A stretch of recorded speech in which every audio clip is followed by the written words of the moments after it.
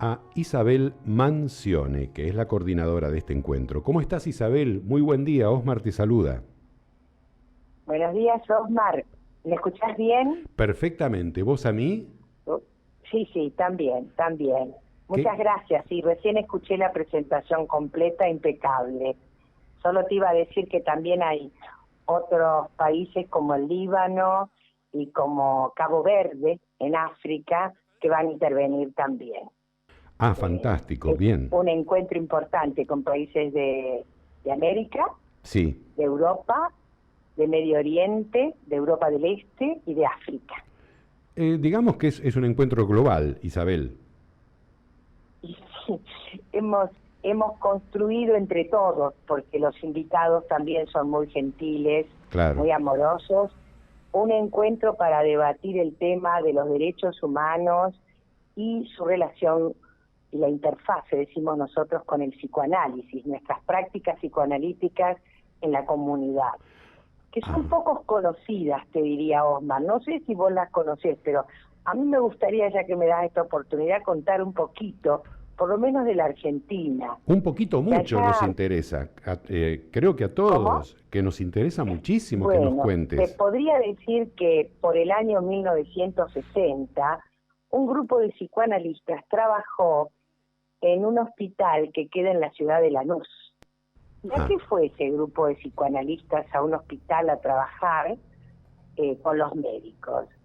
Y vos viste que hay un lenguaje en la medicina, por ejemplo, el hígado de la cama 15, el pulmón de la cama 10. sí.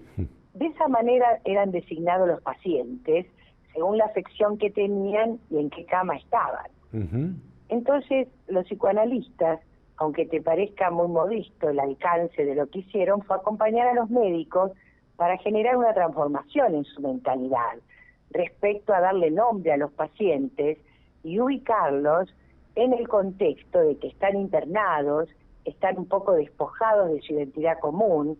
No te voy a decir que es como estar preso, que todos visten iguales, pero hay algo de eso, ¿viste? Cuando vos entrás a un hospital para estar como paciente, en general tenés que vestirte de cierta manera, no es Exacto. tu manera habitual de vivir.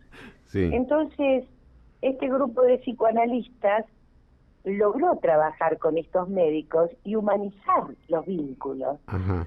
tan importantes, porque no sé si vos habrás visto, Osmar, pero yo a veces, ahora en la actualidad me quejo de ir a médicos que ni te tocan cuando te revisan. Y, Sí. y uno necesita la proximidad, el contacto, el que te identifiquen con tu singularidad, digamos, Claro. con tu forma especial de ser. Bueno, eso fue con los médicos, pero después algunos se acercaron a escuelas Ajá. para acompañar a los maestros en esta difícil tarea de, sería educar sin reprimir, sino educar facilitando el desarrollo, con Bien. límites, pero Claro. no con represión. No sé qué edad tendrás vos, Oscar, pero yo, que soy una persona muy mayor, me eduqué en la época que te decían los niños no hablan en una mesa, por ejemplo, Bueno, vamos, familiar, vamos a o en blanquear la escuela, vamos a blanquear las cosas. ¿cómo? Yo voy a cumplir ahora 65 años, entonces, digamos Bueno, yo que soy un poquito mayor, tengo 73, pero más o menos. más o Hemos menos, recibido la más. misma educación, Claro, exactamente. calculo. Sí, Había algún maestro amoroso que por ahí, si vos pasabas al frente a dar una lección y te daba vergüenza, te ayudaba. sí, Pero la mayoría era quédese quieto, estudie en su lugar, no moleste. sí. Y entonces se fue a las escuelas a procurar prevenir las neurosis, o Mm, sea, prevenir los desajustes de la personalidad, porque no se han escuchado las necesidades del niño o del adolescente. mm. Cuando no se escuchan nuestras necesidades, ¿qué hace nuestra personalidad como un mecanismo de defensa? Sepulta una parte de sí mismo. Pero esta parte no queda enterrada del todo. Un día aparece y entonces el chico en primer año se vuelve Sí, un desafiante extremo a la autoridad del profesor. sí. O como dicen, un liero, o un bullanguero, o un molesto. Sí. O sea, en algún momento todo aquello que la escuela, creyendo que esta era la manera mejor de educar, impuso, Mm, que fue la represión de la emocionalidad, falló. Sobre todo cuando llegó en el año 1983, afortunadamente, nuevamente la democracia, y comenzaron nuestras prácticas democráticas a tener que fortalecerse y robustecerse. En el Congreso Pedagógico se le pidió a la escuela que reforzara las prácticas democráticas. Y claro, con el viejo estilo se hace agua en eso, porque considerar al niño o al joven con la misma capacidad de expresión y de inteligencia que un adulto era un horror. Claro. Entonces, se ayuda mucho, incluso en la actualidad, en los hospitales, en las escuelas, también en las cárceles, porque el que está detenido también merece atención, si siente angustia, si quiere prepararse para un futuro distinto. Digamos, el psicoanalista se acerca a nosotros de nuestra institución, vos que nombraste que yo soy de la secretaria de comunidad ahí en Abdeva. Tenemos un grupo que trabajan jueces y psicoanalistas, por ejemplo, con las madres de los detenidos, algunas de las cuales también se preguntan por qué sus hijos delinquieron. O sea, ni para algunas de ellas es comprensible cómo se cae en el delito. Claro. Es un trabajo interesante, como verás. Bueno, Osmar, yo hablo mucho. Vos No, pero escuchame, Isabel, estás desarrollando temas muy interesantes. Mirá, recién venía de hacerle, te va a parecer una tontería tal vez lo que te diga, venía de hacerle un homenaje a Quentin Tarantino, el cineasta que dejará de filmar. Y vos sabés que él dijo algo muy significativo que tiene que ver con la infancia y cómo nos educaron. Él dijo que a gran parte de la humanidad le arruinó la infancia la película Bambi, de Walt Disney, porque se moría la madre en la película. Y fíjate... Pero interesante. Pero escúchame. Es interesante lo que dijo. Pero es muy fuerte lo que dijo. Y vos me hablás de la educación que recibimos. Imagínate, si una película y una escena y una narrativa que duró 1 hora y media nos movió el piso cuando éramos chiquitos a tu generación y a la mía, ¿cuánto incidiría toda esa educación que también recibimos nosotros y que ahora estamos desgajando y que se ha reconvertido en otra cosa, o no?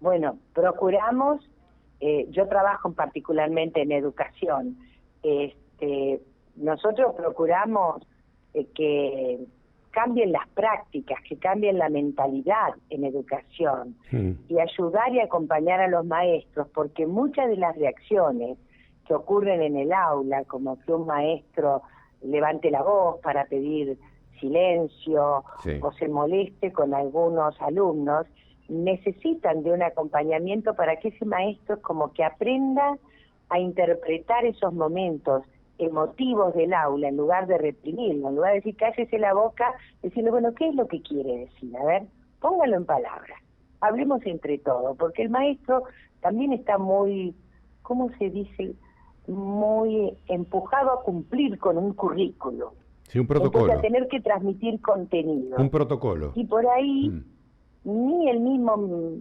ministerio, por exagerar, no lo sé, calculo que sí lo sabe, pero no se baja adecuadamente o no se entiende o no hay suficiente sensibilización al respecto o necesitan de nuestra presencia también.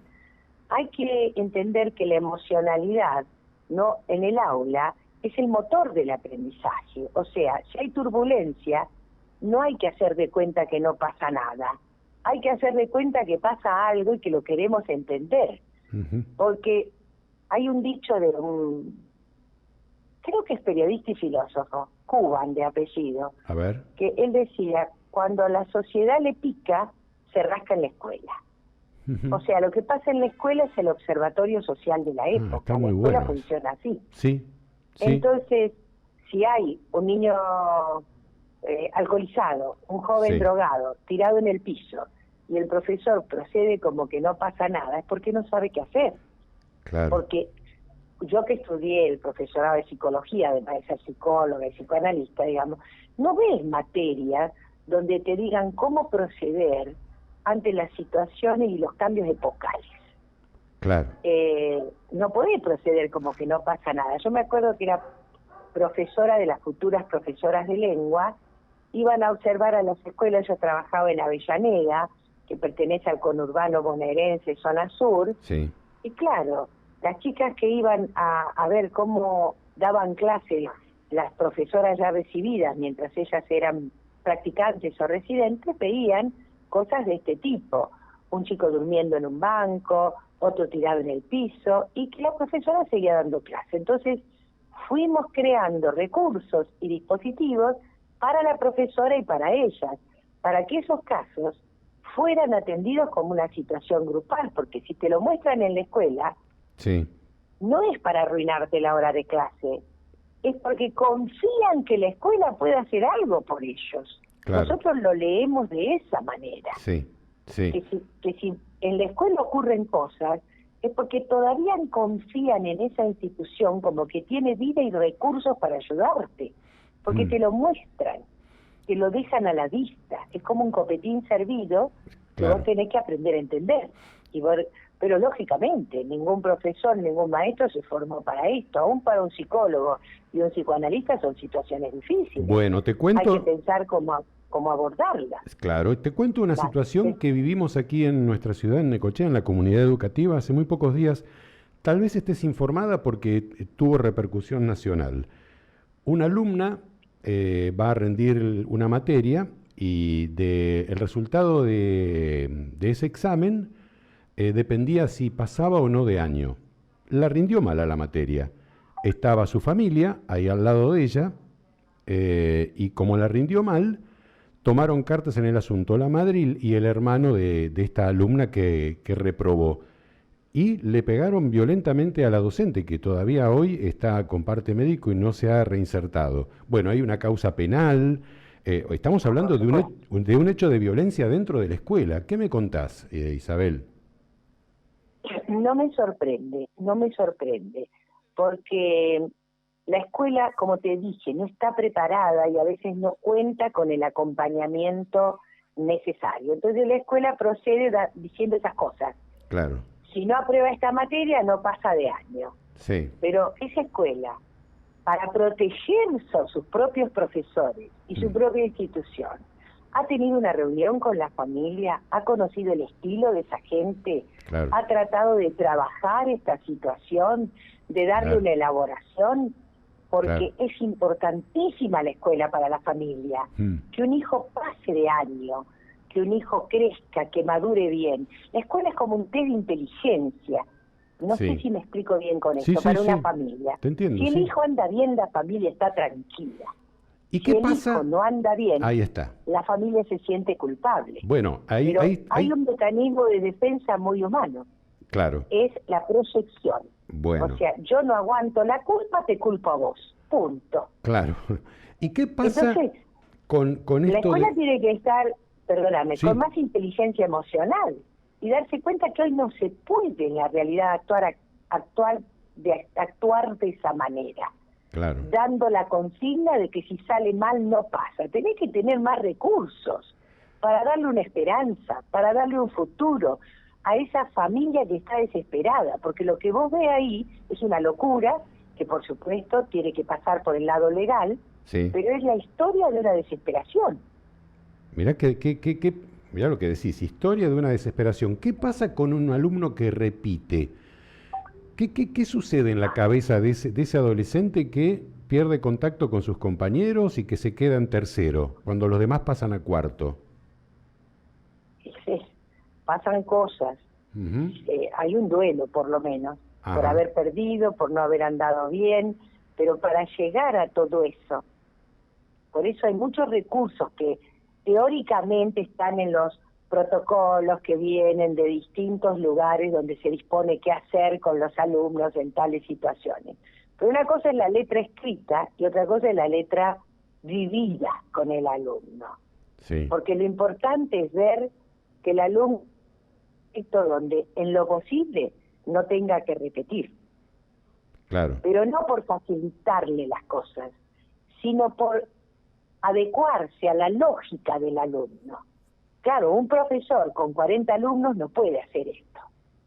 Claro. Acá no sobran maestros, acá faltan maestros y profesores. Totalmente. Porque hay cursos con más de 20 alumnos. Totalmente. ¿Y qué persona sensata conoce bien a más de 20 alumnos si va a trabajar en la secundaria con muchos grupos para poder mantener la economía de su hogar?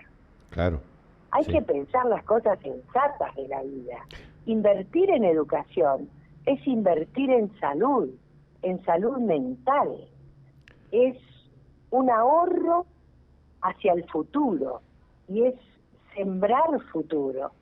Entonces, claro que ese alumno se ve afectado. Claro. Yo conozco muchos chicos que han repetido y se han sentido burros en la época en que mis hijos iban a la escuela secundaria. Sí. Bueno, esos chicos emigraron a otro país. Eran malísimos en inglés. Bueno, hoy viven en Inglaterra con un desarrollo del idioma increíble. ¿Qué pasó? Claro. No pasó ningún milagro. Ocurrió que tenían capacidad de adaptación, pero la escuela no pudo encontrar cómo sacar provecho de eso. Por eso que nuestra presencia puede ayudar. O ves que yo leí distinto el problema a lo que lo lee un código penal, que está muy bien que se aplique por otro lado porque se ha golpeado a una persona. Pero yo te hablé cómo prevenir todo esto. Está perfecto. Sí. Entonces yo digo, la presencia nuestra de los psicoanalistas, somos pocos para trabajar en todo el país.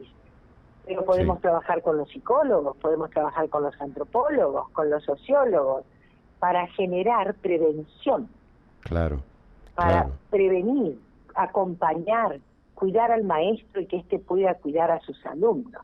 Mirá vos, Isabel, ¿para dónde nos fuimos, no? Los dos, porque creo que la ola nos arrastró. Muy lejos del webinar, pero dentro del webinar, porque esto son los derechos humanos. Pero claro, el título es Derechos Humanos y Psicoanálisis. Estamos hablando de educación, pero además esto tiene un carácter internacional. Yo me imagino, por ejemplo, que vos intercambies experiencias en el territorio educativo con alguien del Líbano, como me decías, o de los países del este de Europa o de Estados Unidos. Son muy diferentes las vivencias. Y eso es lo que queremos escuchar. Queremos escuchar cómo trabajan en la comunidad, cómo han vivido su comunidad, porque los psicoanalistas que estudiaron en el Líbano fue entre guerras. Entre misiles. Yo estoy muy curiosa por escuchar cómo se aprende en medio de guerras y qué se puede hacer.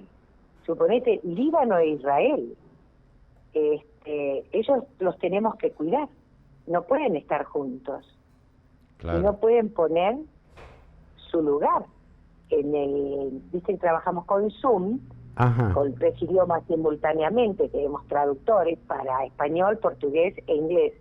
Entonces, el idioma que se va a hablar en buena parte es el inglés, entre todos los que participan, menos aquellos que son de Argentina, de Brasil o de Portugal, serán traducidos al inglés, pero y también al español. Todos vamos a entender todo. Pero es muy interesante porque la que trabaja en Israel también ha trabajado en situaciones límites de conflictos bélicos con la gente. Probablemente ha trabajado con aquellos con los cuales Israel pelea permanentemente. Pero ellos, por ejemplo, para cuidarlos, en el cuadradito del Zoom no van a colocar el país de que vienen. Mirá vos. Los vamos a cuidar porque hay disposiciones de los países. Entonces, ante la crueldad del mundo, ¿qué puede aportar un psicoanalista y de América Latina? Yo te voy a hablar de nuestra América Latina. Nosotros podemos aportar mucho, ¿sabés por qué? Porque la fuerza del psicoanálisis latinoamericano proviene de sus prácticas en la comunidad. Esto que te conté, escuelas, cárceles, hospitales, y te voy a contar uno más. Muy innovadora. Yo creo que solo se hace en Inglaterra y aquí. Es trabajar a través de las redes en prevención. Hay un programa de una colega de Aveda, el programa se llama Buzz Line. Está en inglés y en castellano, está en las redes sociales, y ahí escriben los niños y los jóvenes que son abusados o están en contextos de peligro de abuso o cualquier otro tipo de maltrato infanto-juvenil. Entonces, son tantas las prácticas comunitarias que han permitido devolver como al sujeto su condición de que está atravesado por su entorno. No es que es producto de lo que hereda de la especie, es producto del diálogo entre lo genético y lo cultural. Tanto para las situaciones de felicidad como para las situaciones de sufrimiento. ¿Y por qué sabemos de esto nosotros? porque hemos vivido la violación de los derechos humanos. Claro. Argentina, Brasil, mira hoy Ecuador, Sí. Perú, pues ni que hablar Colombia. Sí. Bueno, todos nuestros países, ¿no? Han Sí. sentido, hemos experimentado la violación de los derechos humanos. Pero algo más, podemos decir con orgullo desde la Argentina, ¿no? Hemos luchado mucho para recuperar nuestras voces. Claro. Y sobre todo los psicoanalistas, aunque la gente no lo sepa, porque hay un psicoanálisis, que es el que practicamos, que nace de la toma de conciencia acerca de la importancia de la libertad para vivir en salud. Claro, claro. Y de la importancia de la felicidad, un derecho del cual poco se habla, ¿no? Sí. En general, viste que se habla de que hay que satisfacer las necesidades básicas. Sí. ¿Cuáles son? Y lo inmediato. Vivienda, Sí. salud, Sí, sí, sí. educación, Sí. trabajo. Sí, sí. Pero nadie te habla de que el ser humano necesita sentirse incluido en una comunidad, Claro. que se necesita sentirse reconocido, que necesita trascender, tener hijos o hacer obras que son sus hijos, no importa, los hijos simbólicos, y tener entonces una cierta seguridad a largo plazo. Sí. Esas también son necesidades a las que hay que dar satisfacción. Es tan interesante todo lo que estás contando, Isabel, me sigue llevando por caminos que son totalmente ajenos a los derechos humanos, o no tanto, porque pienso en todo esto que vos estás explicando y, bueno, estas corrientes migratorias que se están produciendo, muchos jóvenes Bueno, que deciden... nosotros trabajamos con los migrantes, por ejemplo. Ajá, a ver. Estamos en un programa de Naciones Unidas, no todas las asociaciones psicoanalíticas, pero sé que nosotros y ahora Uruguay sí. Ajá. Un programa con la Organización Internacional del Migrante, Sí. OIM es la sigla, Sí. es una parte de la ONU. Entonces ahí hay gente que recibe dinero y puede invertir, donaciones reciben. Sí. Entonces lo invierten en tareas como por ejemplo las que hacemos nosotros. Invierten en muchas cosas. Pero nosotros, ¿qué hacemos? Acompañamiento a los migrantes. ¿Por qué? ¿Qué hemos visto? Que los migrantes llegan al país y el país no siempre es suficientemente receptivo y alojador. Hay prejuicios, hay discriminaciones, hay barreras. Aunque nuestro país, desde el punto de vista de la ley, va a la vanguardia de muchos. Acá no hay ningún inmigrante ilegal. Y si lo hay es por algún error que se ha cometido en algún lado. Sí. Porque acá todos tienen derechos a tener la identidad, a tener salud, a tener educación, a buscar trabajo, en fin. Sí. Pero en la práctica, el migrante a veces se autoexcluye también Y sí. de Y sus sí. posibilidades de trabajo. Tiene así como un miedo a ocupar cargos dejando a los argentinos sin trabajo. Sí. Ponele una cosa así. O Pero- les cuesta sostenerse en conseguir el documento definitivo, Sí. que sin dejar de ser de otras nacionalidades pueden ser argentinos, Claro. y entonces tener los mismos derechos que los demás. Entonces los acompañamos, más que en procesar sus, digamos, los problemas individuales que tengan, los problemas psicosociales que se le presentan Claro. en el diálogo entre ellos y la comunidad, Sí. para que se sostengan en tener acceso a todos los derechos.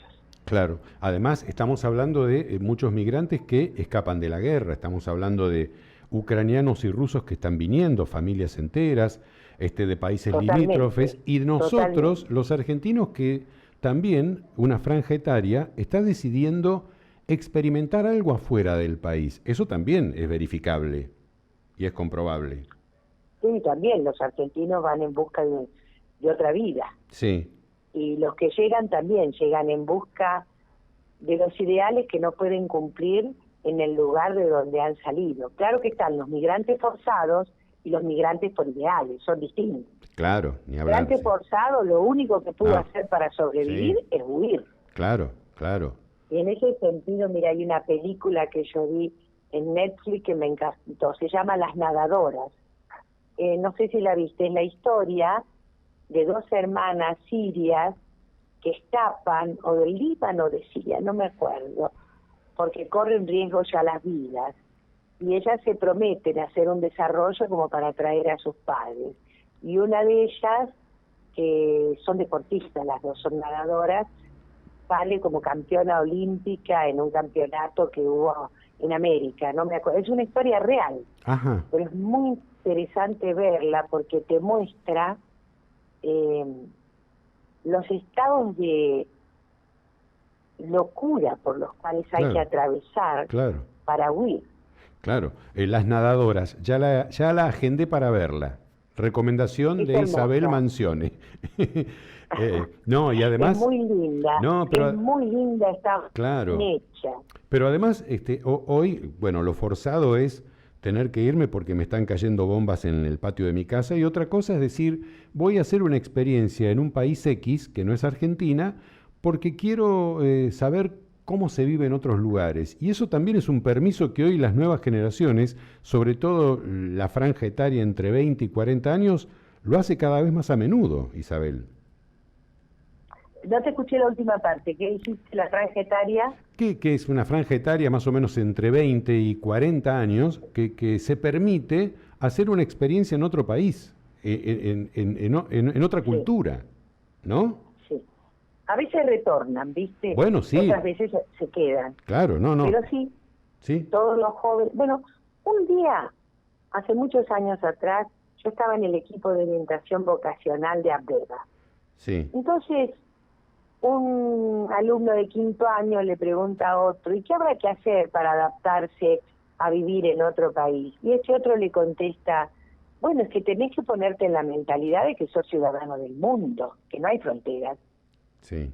Y a mí me encantó la respuesta, sí, porque fue una respuesta para hacer ruptura claro, con esta idea de los estados-nación, ¿no? claro, totalmente, sí. Qué interesante la charla contigo. No sé si era de lo que teníamos que hablar, pero conversamos. Bueno, teníamos que hablar de que el webinar va a abordar los derechos humanos y va a abordar la relación de los psicoanalistas con los derechos humanos. ¿Dónde trabajamos por los derechos humanos? ¿Cómo nos va? Claro. Si en nuestra propia formación se ha incluido en la formación algún espacio para ponernos al día en estos temas. Bien. Y yo creo que eso sí tenemos que atenderlo, porque como en toda carrera, viste, la realidad te avanza más que la formación que te da el ciclo académico. Totalmente. Pasará lo mismo con periodismo. Pero pero hay que estar actualizándose y estudiando todo el tiempo. Todo el tiempo. No termina. No termina jamás. Exactamente. Pero esto... Lo que sí Sí, perdón. Perdón, una cosita más. Quería agregar que ¿dónde estamos nosotros? Bien. ¿Dónde están los grupos vulnerables? Claro. Pero no porque sean vulnerables por sí mismos, sino que las circunstancias sociales y estructurales los vulnerabiliza, porque no se atienden las necesidades básicas, que no son, ya te dije, no son solo salud, vivienda, trabajo o educación. Tiene esas otras de ser feliz, tener la vida protegida a largo plazo, sentirse perteneciente a una comunidad. Y ahí es donde nosotros trabajamos como psicoanalistas, creando nuevas formas de nucleamientos para la convivencia y tomando en cuenta, por supuesto, la diversidad cultural. Claro que sí, Susana. Diálogo entre Derechos Humanos y Psicoanálisis, este sábado 15 de abril, 11 a.m. a 3:30 p.m. de Argentina. Es un evento gratuito y la inscripción es en módulo Google, ¿verdad? Sí, hay un módulo Google para inscribirse, pero ¿sabes qué?